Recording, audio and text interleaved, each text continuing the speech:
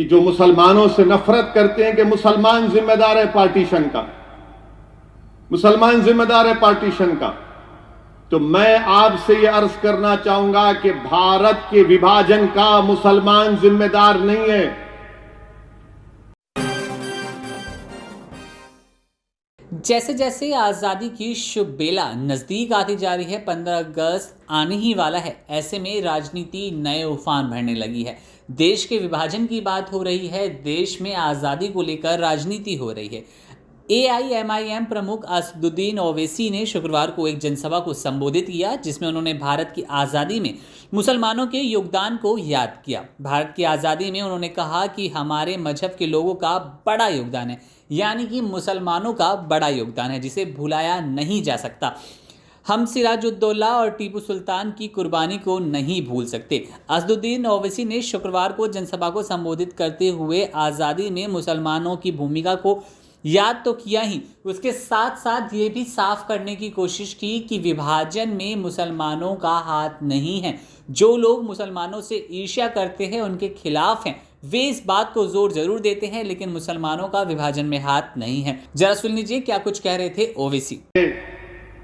कि जो मुसलमानों से नफरत करते हैं कि मुसलमान जिम्मेदार है पार्टीशन का, मुसलमान जिम्मेदार है पार्टीशन का, तो मैं आपसे यह अर्ज करना चाहूंगा कि भारत के विभाजन का मुसलमान जिम्मेदार नहीं है। ये जो मुसलमानों से नफरत करते वो आपसे बोलेंगे नहीं नहीं ओवैसी, क्या तुम गलत कह रहे हो? क्या उस वक्त सेंट्रल असेंबली माने उस वक्त की पार्लियामेंट में 102 सीट थी, 30 रिजर्व थी मुसलमानों की, 30 के 30 मुस्लिम लीग जीत गई। तो बोलेंगे ओवैसी झूठ बोल रहा। मगर आपको यह हरगिज नहीं बोलेंगे कि 1945 और 46 में जो इलेक्शन हुआ था उसमें वोट डालने का हक सबको नहीं था। जैसा आज जो 18 साल का जाके वोट डाल सकता है, उस जमाने में वोट डालने का इख्तियार सिर्फ उन्हीं को था जो इनकम टैक्स देते, जो नवाब थे, जो जमींदार थे, जो पढ़े लिखे थे, उन्हीं को वोट डालने का इख्तियार था। बाकी आम मुसलमान को वोट डालने का इख्तियार नहीं था। तो ये मुसलमानों से नफरत करने वाले आधी सच्चाई को बयान करते, आधी सच्चाई को बयान करते। मिसाल के तौर पर उस वक्त के बिहार में जब ये इलेक्शन हुआ तो सिर्फ 7% लोग वोट डाले और बोलते मुसलमान पार्टीशन का जिम्मेदार है।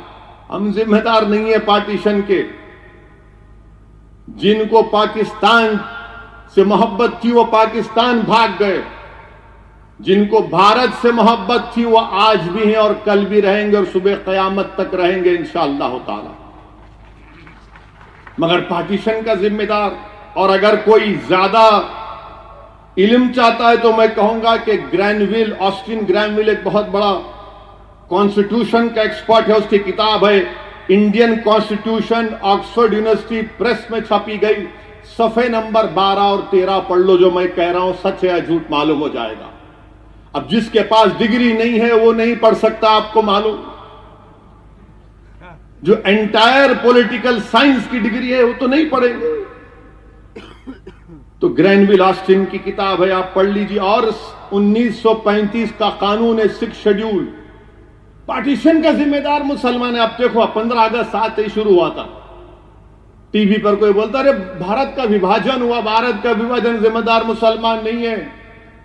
अच्छा, दूसरी तारीख आपके सामने बयान कर रहा हूं कि जब कांग्रेस ने मंजूर किया भारत के विभाजन को, पार्टीशन को, तो कांग्रेस के उस इजलास में उस पार्टीशन के प्लान को किसने पेश किया? उनका नाम GB पंत था। पार्टीशन के प्लान को पेश किया और फिर उसको सेकंड किसने किया? मौलाना आजाद ने। उसकी मुखालिफत कौन किया? मौलाना हिफ्जुर रहमान ने। मौलाना हिफ्जुर रहमान ने वो तारीखी जुमला कांग्रेस के इजलास में कहा था कि अगर आज आप इस पार्टीशन को, पाकिस्तान को बनाने की रजामंदी देंगे तो हम अपने हाथ से अपनी तारीख को मिटा देंगे। हम अपने हाथ से उन वादों को भुला देंगे, ये मौलाना अब्दुल रहमान ने कहा था। मगर आप बोलते हम जिम्मेदार, मुसलमान जिम्मेदार नहीं है, मुसलमान जिम्मेदार नहीं है, ये तारीख का हिस्सा है। और फिर मेरे अजीज दोस्तों और बुजुर्ग, उनका कहना है कि भारत की आज़ादी में हमारे मजहब के लोगों का भी बड़ा योगदान है, जिसे भुलाया नहीं जा सकता।